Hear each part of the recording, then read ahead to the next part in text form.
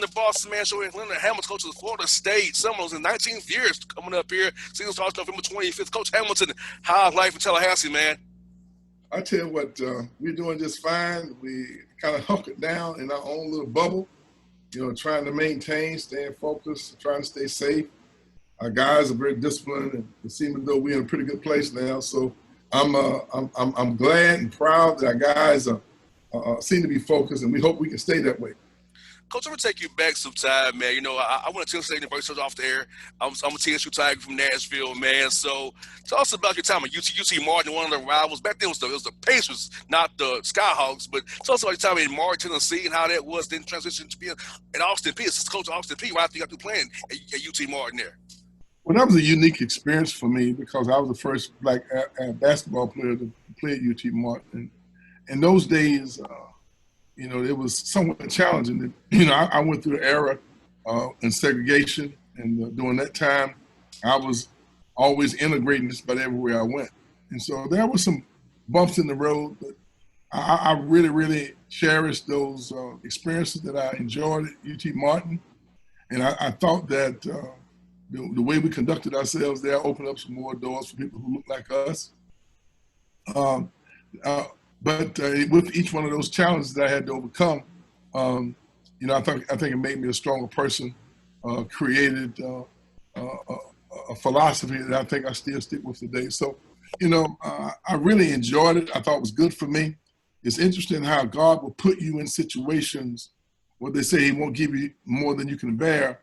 But I think I was good for that situation, and I also think that situation was very good for me. Yes, Coach. How was it playing those days, man? Being only black ball player at UT Martin, and Martin's a very small town for Tennessee. Not very many people look like us out in Martin. So how was it for you trying to adjust and be out there and be who you are, true to who you are, and know the goals you had in mind out there?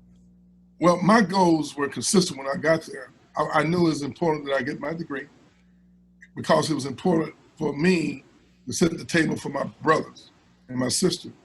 And obviously, I was the first person to go to college out of my family. And in order for me, it was important that I got my degree because my mother and father always told me. Alert from updates ready to install. Sorry about that. I got to cut the computer off. But my mother went to the 7th grade. My father went to the 9th grade. And they always felt that they had a ceiling where they could not progress past a certain level. And so they was always on me about getting my education so I could have a better way of life. And I also felt the stress and the pressure of getting my degree so that I could set the table for my brother. So once I graduated from UT Martin and went to Austin Peay, I adopted my brother Willie, and he got to college, and he went to college. He married a girl he went to college with, and both his kids went to college. I adopted my brother Barry. He went to college. I didn't adopt my brother John, but because he was too old, but he went to college. His kids go to college, and they married somebody who went to college. In other words, I adopted my sister Pam. She goes to college, and her kids go to school. So it changed the whole culture of a family. So having an opportunity to get away from North Carolina, get out on my own, get focused, and try to accomplish something in an isolated situation like what UT Martin was for me, it was challenging, but I thought it's what I needed. And I thought it really helped my entire family, the fact that I was able to go and take that first step. Coach, I feel you, man, because, for me, I'm my grandmother's first grandchild to graduate from college from TSU. So I know what that means. So now kids behind me see, well, JR he got him a master's degree as well, and he has a radio job. So we can do it too. So I feel like, me going to college, getting my 2 degrees will help my family down the road grow and keep that chain, like you said, Coach, keep that chain going, give people understand, hey, the college degree is very important to us to be successful and allows us black people in this world as we matriculate from 2020 onwards. Well, it was back in those days, prior to me going to UT Martin, an era before integration, drank using the colored water fountain, the colored bathroom, in many ways having to sit up in the balcony and not being able to go to the movies that you wanted to, not eating in certain restaurants. You developed a certain mindset that you want a better way of life for yourself and for your family. And so it didn't really matter what challenges that I had at UT Martin. The focus of wanting to do something that was meaningful for my family was so much greater than the obstacles and the challenges that really, to be very honest with you, I didn't see them as challenges. I just saw them as bumps in the road. Yes, indeed. And Coach, you went from UC Martin, Austin P as a coach. So at what point in your career at Martin did you realize that you want to get into coaching? Well, to be very honest with you, people don't know my story, but I actually became frustrated for a moment at Austin P. I was there for 3 years, and I head coach with the kids that I was able to bring to the program. I thought I had made a major contribution. And God had given me a certain level of confidence that sometimes I look back at my career, I don't want to say it was cockiness, but I was confident. I felt that I had learned and grown, and we were having so much success. Matter of fact, if you go back and look, we played University of Kentucky from Austin P in Nashville in the NCAA regional tournament, and we lost to Kentucky 106-103, a double overtime game. So from Austin P to playing the winners program in the history of college basketball in Nashville, Tennessee, was a tremendous accomplishment from a team that went from last in the league to competing for a national title. And so, as time would have it, the head coach became very popular, and he was getting mentioned for other Power 5 type jobs. At 23, did I lose you? No, you here, Coach. I'm with you. At 23, I walked into the president's office. I can't believe I did this, and asked him, was I going to be the next head coach at Austin P if Lake Kelly got a job? And to this day, no, I wasn't 23, I was 26. At 26 years old, I walked into the president's office to ask him, if Lake Kelly gets one of these jobs, am I going to be the next head coach? Well, needless to say, there weren't very many head coaches, African-American head coaches in the country, period. And what gave me the level of confidence to walk into the president's office to ask him that, to this day, I find almost humorous, but I felt I was qualified. There was no hesitation on my part. Mm-hmm. And he told me, he said, Leonard, I hired you, and nothing would make me happier than be the head coach at Austin P. But I'm resigning in 2 years, and he said that I'm not real sure that I'm strong enough to, in this day and time, to make that happen. Well, what he was saying is, I interpreted, he never said I was not going to get the job because I was black. But I understood exactly what he said because I had a great relationship with the president. And I became frustrated. He told me that on Wednesday. I resigned on Thursday and moved out of my house on Friday and took a job with Dow Chemical in Charlotte, North Carolina on Monday. Wow. And now I tell that story because sometimes, that's the way the devil works. The devil created that moment of frustration in me to try to discourage me from doing what I'm doing now. Now, there's a big difference in selling chemicals and then being the head coach being the associate coach at Kentucky, head coach at Oklahoma State, Miami, NBA, Florida State. Now, so the devil was messing with me. But I've always told people, I've always had this hedge of protection around me. Even when I tried to mess up, God wouldn't let me mess up. He always just kind of nudged me back. So I go to work on Monday, and they sent me out to find an apartment Monday afternoon. John C. Smith was trying to convince me to take the head job there, and I went over there to let them know that I wasn't interested. And at lunchtime, the head coach from University of Kentucky had called the hotel looking for me.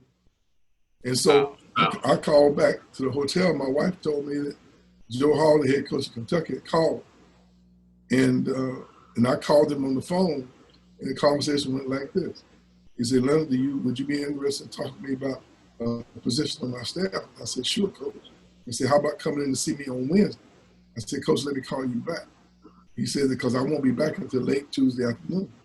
I called the airport and made my own plane reservations. And I called him back, and I told him, how about me flying in there tonight? I'll see you when you get back on Tuesday, and let's visit if that's okay with you. He said, fine. So I made my own reservation. I flew into Lexington, Kentucky on Monday night, visited with him when he got back on Tuesday. And about 3 or 4 o'clock in the afternoon after we visited, I said, Coach, you have anything else you want to talk to me about? And he says, I'm fine, Leonard, if you are. So I say, tell you 4 things. I will never get you in trouble. I'll be loyal. Nobody outwork me, and you'll have plenty of players. I said, but if you're not going to offer me the job, I'm going back to Charlotte, if you don't mind, because I want to be the #1 chemical salesman in the country. And I got a plane and went back to Charlotte. But here, the devil was working on me because I was still hurt. I was disappointed. I mean, it was painful, the experience of knowing that I could not be the head coach at Austin Peay because I was African American. And I lost emotional control. You know, I always say in life, you have to have emotional intelligence. And sometimes in life, you get frustrated and you make those irrational decisions. And that might have been one. But God, here again, he had another plan for me. You know, he had another purpose for me to fulfill. And so the next Monday at lunch, as I was supposed to move out of my hotel into an apartment, Joe Hall called and offered me the job during my lunch break. Where at Dow Chemical, everybody went to lunch at the same time. And I was standing across the street at Howard Johnson. I walked back, I told him, yes, I take the job. I walked across the street and said, to whom this may concern, I resign my position effective immediately. Thank you very much for the opportunity. And I jumped in my car and drove to Lexington, Kentucky. So my point to you, I'm doing what I think I'm put on earth to do. I enjoy working with young people, taking them from teenagers to young adulthood. To me, that's more important than the wins and losses. That's what you guys read about. That's what you talk about. But if all I do is win games and go to the NCAA tournament and don't take care of the kids who are looking to me for leadership, then what have I done? You know, what have I done in life? It is more important than developing husbands and fathers and neighbors and fine citizens like your friend Pierre Jordan. I'm so proud of him because he's a perfect example of a guy coming to school, getting his degree, conducting himself properly, moving on in life, and getting the most out of what God has blessed him, the talent God has blessed him with. So from that standpoint, I'm happy. I enjoy what I do. I told somebody yesterday, as long as I don't come out of the locker room and get sitting on the other coach's bench by mistake because I don't know where I am, I'm gonna hang on in here and continue. Yes, indeed, Coach. You know, I feel you, man. Like you said, Coach, I feel like not enough in the media to not focus on how you all as coaches help young men grow. I know for me, being around Frankie Allen, Alexander helped me in my life, in my career. Being around Coach Randy Peel, being around people like that has really inspired me because even now they talk to me about life and how it helped me. Even if I'm not playing ball, I was on radio, but the lessons are the same. Lewis Preston. So guys, I mean, you all mean so much to us young men who play for you all and around you because you have your parents, you have your coaches. So your coach tell you something, you don't listen to that because coach trusts and believes in you. So if coach tells you, you're going to do it. Well, let me ask you this. Were you any good? No, not really, Coach. Hey, Coach, that's why I'm in radio, Coach. So what position did you play? I was a 5'10" guard, man, trying to make it, man. Just trying to make it. I was a shooter. I'll give you effort on the defensive end. I'll try my best, Coach. Try to make my rotations, but hey, I was just trying to play hard, man, make a difference when I could. So other words, you saying that you was a rotation support player. Yes, yeah. If you need a zone buster, a 3-4 shooter, or keep some energy effort, hey, that's me. Hey, you kept the grade point average of the team up pretty good too, right? Yeah, most definitely. That business degree for carrying me handy, Coach. Well, you served your purpose, but you know everybody has a role, and you filled your role pretty good. Now I'm proud of you, and look where you are now. Yes, sir. Hey, Coach, around the games, so you get to talk to guys like yourself, man, and enjoy life and cover basketball and football. So, man, Lord's blessed me, man. I found my niche in this world here. Now tell me about your format there at the station. Well, Coach, the format here is very much for a variety, Coach. You know, we have sports shows, politics shows. Mine's one sports show. So recently, I talked about politics as well. We're helping people get registered to vote here in Georgia. So we're a variety of things. We're out here in Dallas, Georgia, out here in the suburbs of Atlanta. So, man, we have a lot of things going on out here. Black-owned station out here as well, Coach. So we're trying to connect our community, get people registered to vote, get people understanding about the census as well. So, man, we're trying to grow this thing, Coach, the right way. In fact, like our community the right way, Coach. Well, man, now tell me this: why can't y'all show a brother down in Tallahassee a little more love than what y'all showing me? I mean, you know, I've been down here 18 years. This is the first time you had me on the show. Now tell me what's up with that. Hey, Coach. Hey, I'll take the blame for that, man. Hey, I'm gonna make it right here going forward, Coach. Trust and believe me. We'll have you on the show as much as we need to. I'm feeling some kind of way. You know, my guy Pierre Jordan, one of my guys. You went to school in Tennessee. Martin. You know, I tried to hire Silas when not Silas, and I know Frankie very well. But my point to you is that you gotta show me a little bit more love. I do things the right way. You know, I try to represent, and you guys don't show brother no love. You know. Hey, Coach. Hey. It's today it changes, Coach. Today it changes. I guarantee you that. We'll make sure you give this show what you need to, Coach. You know, you play Georgia Tech here. I know that as well. So I know you and Josh Pass have some good battles as well, man. So I know I would see you guys come here to the Cambridge Pavilion and show the Texas something real nice over there, man.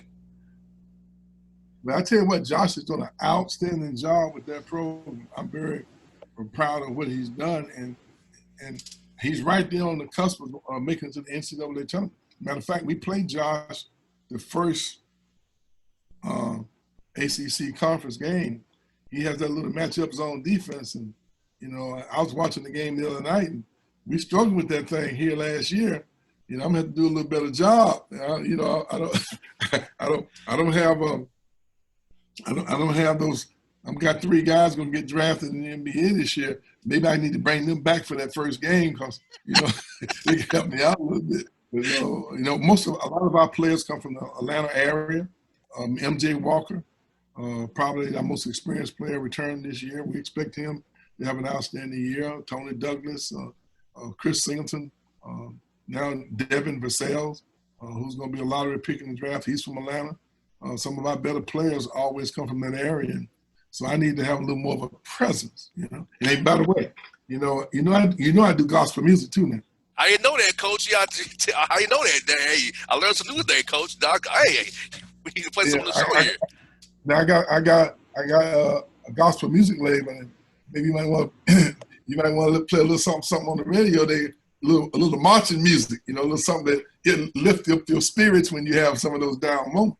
Yes, sir. Hey, Coach, we'll definitely get that done for you as well, Coach. I was asking you that about to my next point here, Coach. Recruiting Atlanta is something you've always done, even just at Miami, also in Florida State, because you've been there 19 years. So how important is it to come here and get talent? Because everybody can't go to Georgia Tech in Georgia, of course. So I so much talent here, coaches here all the time with our Peace Jams or Lake Point. So what's important about the AU program in Atlanta if you find good talent into your pipeline and make sure your squad is good every year?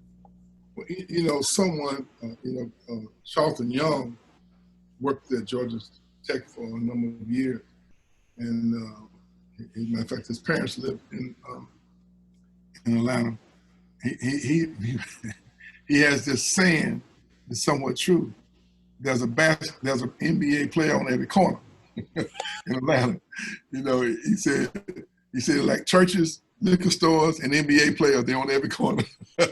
That's an inside joke, okay? But on a serious standpoint, the Atlanta area has always been a hotbed for athletes. And what I like, the fact that when you're participating in AAU sports, Pop Warner football, or volleyball, or soccer, you don't ever read about kids getting in trouble.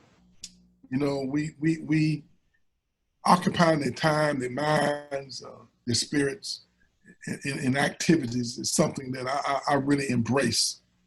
Sometimes there are some negative conversations about AAU ball, which I think is unwarranted, because I know those guys make a tremendous amount of sacrifices, spending time with those kids, taking them around and visit all over the country playing ball.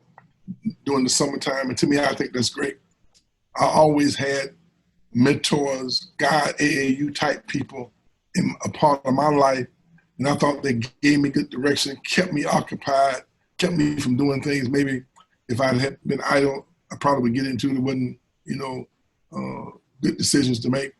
But I really respect that the AAU basketball people in the Atlanta area, because it's very competitive.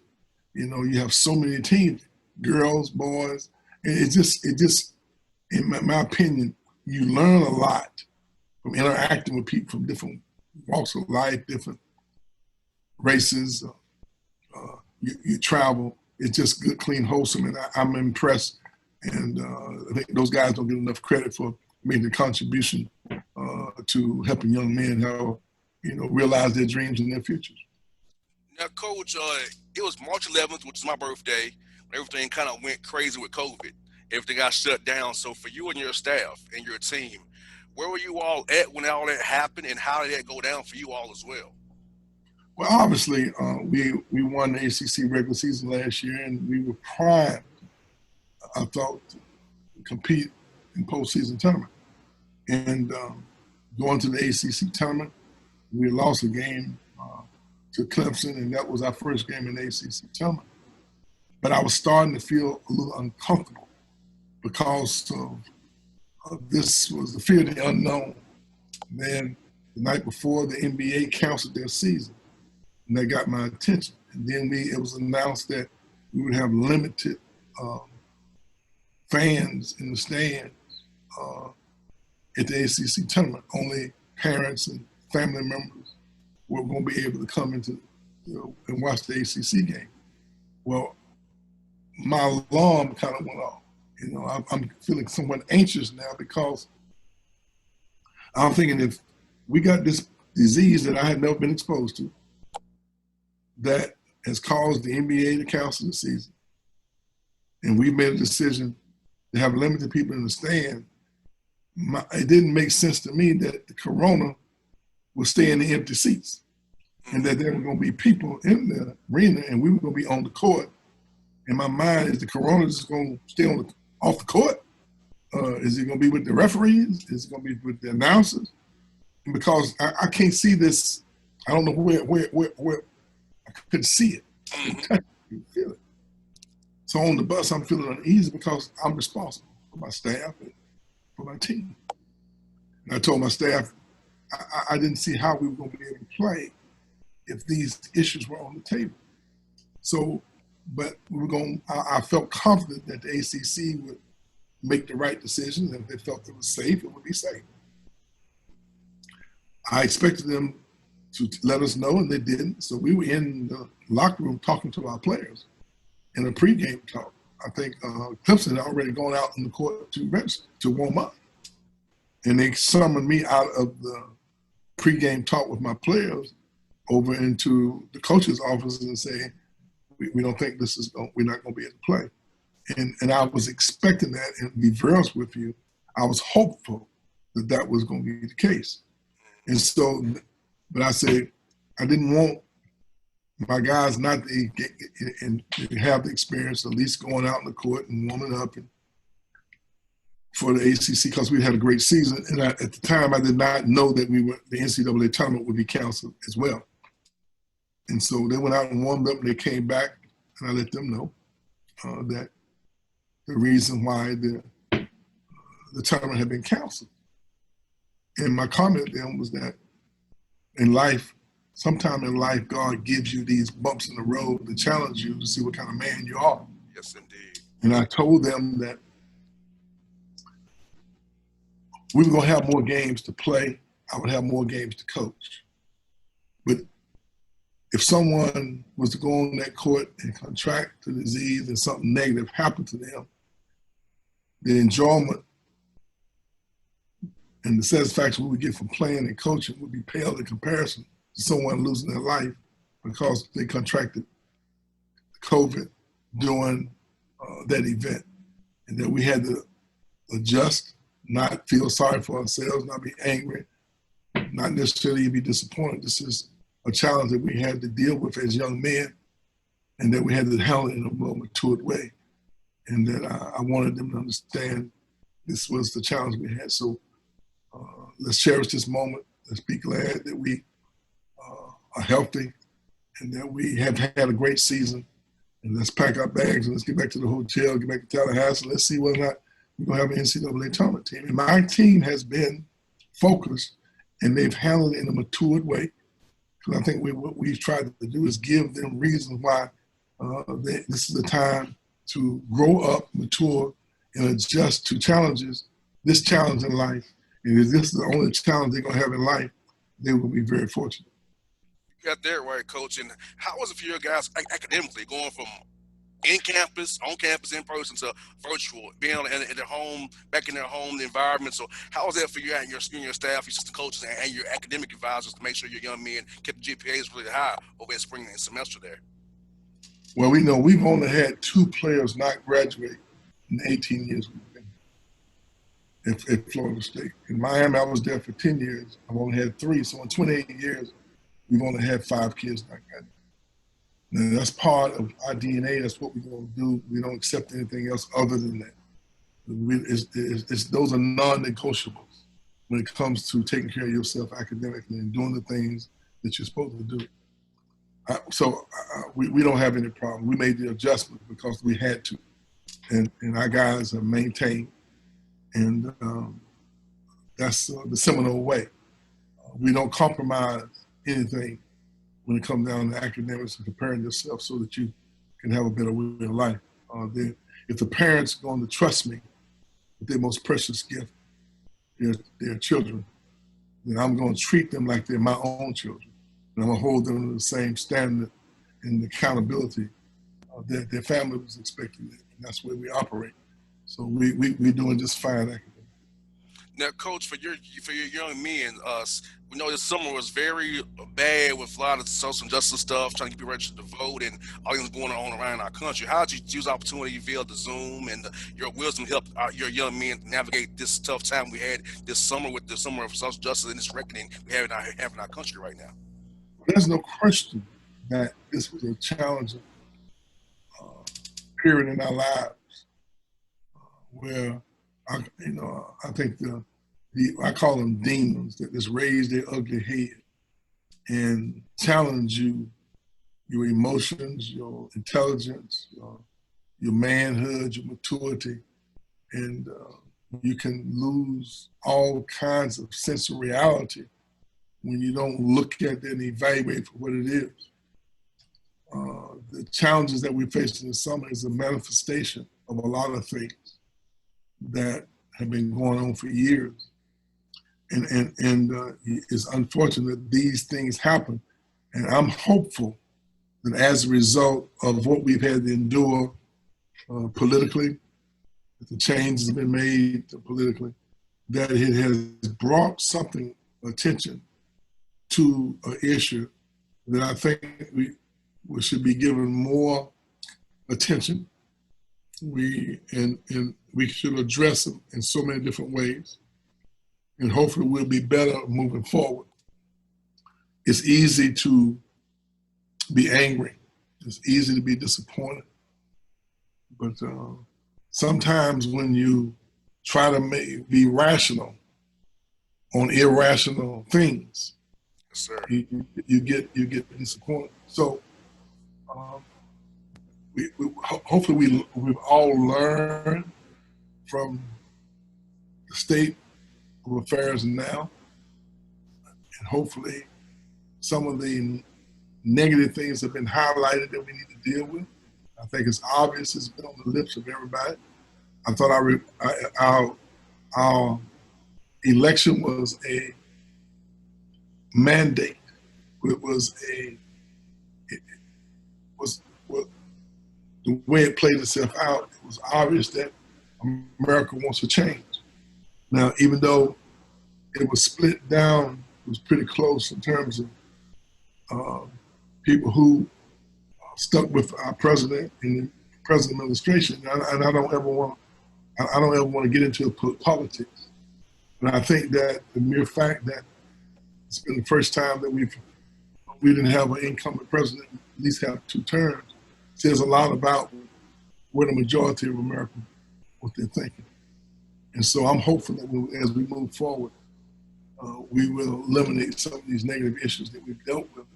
But they've been around for years, and they're not going away unless we come up with we all start having some serious discussions. You know, we got to have some conversations about why we're at this place, and then we got to evaluate what's best for us as a society, the best way to handle this, and how we're going to move forward and get rid of this division, this mindset of jealousy and disrespect and anger and hatred and jealousy. I just think we're better than this, and I'm hopeful that we'll start giving this more serious consideration and realize that it's not going to go away unless we make this a priority. Most definitely. I got 2 more for you, Coach. One was about Black Coaches United. I saw where Paul Hewitt from Coach at Georgia Tech here. So all these organizations, you're part of it. Tubby Smith is part of it. Damon Sotomayor. A lot of different guys in the business who are African Americans in this part of this organization. So talk about what you all mission is going forward, what y'all going to do for the college basketball coaches in America and your players as well. I think that we need to have an open ear. It's good that we have a lot of experienced guys in the organization that can identify. I think that we need to be an organization that, with some of the experienced guys, make ourselves available for some of the younger guys who want to be in some of these head coaching positions, be available to be mentors and examples for them to follow. You know, mentorship is a very powerful thing that I think sometimes positive mentorship is missing sometime in our community. And we want to have a positive effect, not only on the game, but for those guys who are interested in becoming coaches and doing it the right way. And so I'm Paul here is giving the organization tremendous leadership. I think under his direction that the organization will grow and be more instrumental in contributing to this climate that we are addressing now. So I've known Paul for a long time. He's a committed community relation guy. Not only is a good coach, and it's a great person that he'll give the organization the type of direction that it needs in order to make an impact on our society.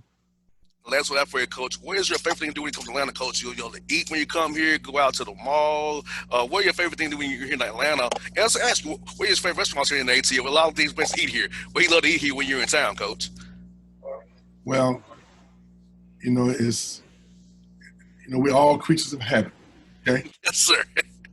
And, we won the ACC tournament in 2012 in Atlanta, and we ate at the same restaurant 3 days in a row. Wow. And the night before, we got to go for the championship game.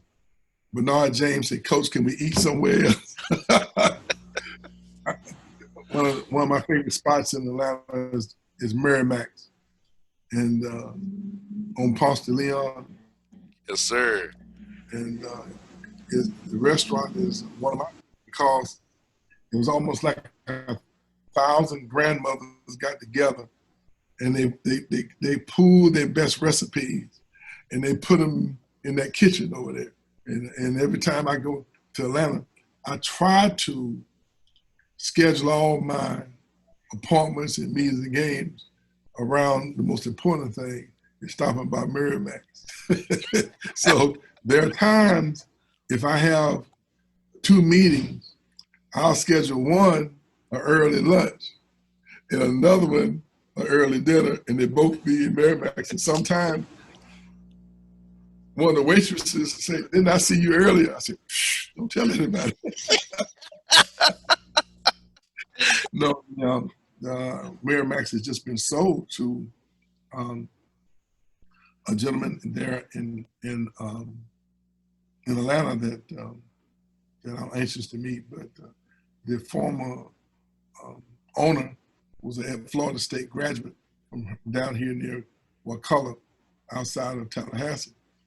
I didn't know that when I started going there. Matter of fact, if I remember correctly, it might have been Paul Hewitt and George Raveling that maybe took me there for my first time. That was in, I want to think 2002, maybe 2002, or spring of 2002 when I took the job at Florida State.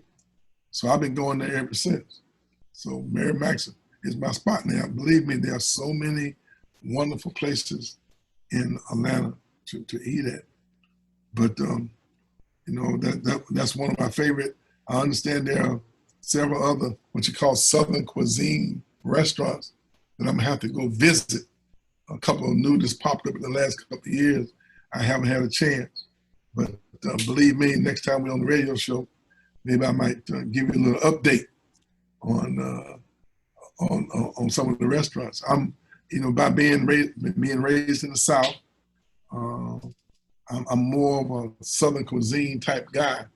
Believe me, and you guys got all these fancy restaurants in there, where you gotta wear hard shoes, coats and ties, and you gotta be all sophisticated. That's what I'm coming in with I'm rolling with the cornbread, the collard greens, rice and gravy, cream corn, okra and tomatoes. That's what I'm interested on. Kind of like grandma's cooking, you know. That's Coach Ham. Well, Coach, when you come to town, man, I will take you to some spots I love and show you some new spots that I tend to enjoy, Coach. I would love to do that for you, man. Look like to me you haven't missed very many meals. I have not, Coach. I have not. Since I retired, you already missed me, man. Hey, look, I can tell by your point guard shooting 5'10" guard used to be appearance that you do enjoy a good meal. See? You got that right, Coach. Hey, since I retired, Coach, hey, I don't go to the gym anymore like I used to. I let it go, man. I'm enjoying this for now. I don't have to hold back anymore. So listen now, you might have to give me your phone number, because look now, you just said something. I'm gonna tell your listeners, your viewing audience. You said you're gonna take me to a couple spots now. I'm gonna hold you to that. Hey, Coach, we get off this tape, and I'm going to give you my phone number so you can have it. Hey, Coach, hey, I'm a man of my word. That's what I tell you, Coach. I'm a man of my word, Coach. I will do that. Listen, I got about 7,000 numbers in here. I'm going to put a star by yours, you know what I mean? Important, okay? Yes, indeed. Yes, indeed. Well, Coach, before you, I'm going to get your number off the air here real shortly. But, folks, it's Leonard Havell of the Bossman Show. It's been fun to talk to you, Coach. I can't wait to do this again with you. It's been so amazing if I get you on the show, man. I've been enjoying this whole time with you this afternoon, Coach. It's been great. But listen, now one thing you got, my man Devin Vassell's from Atlanta, y'all got to show him a little love. Now he's going to be a lottery pick, and y'all should be giving him a little love around Atlanta because he represents. Yeah, he's from Atlanta, great, came to Florida State, played well. No, not very many people knew about him. For the next 10 or 15 years, y'all need to get to know him because he's a guy from Atlanta. He's going to make y'all very proud. I sure will, Coach. Hey, Coach, you trust me. Any guests you want me on the show, Coach, I'll make that happen, Coach. You know, I am the booker here. I book the show and host it, so I can get anybody I want. If you want them on the show, Coach, I'll get it done for you. I'm going to repeat. I'm available 24 hours a day. And if I'm asleep, you can wake me up. Yes, indeed. Leonard Havell, the Bossman Show, people. Check him out. Florida State Seminoles, guys.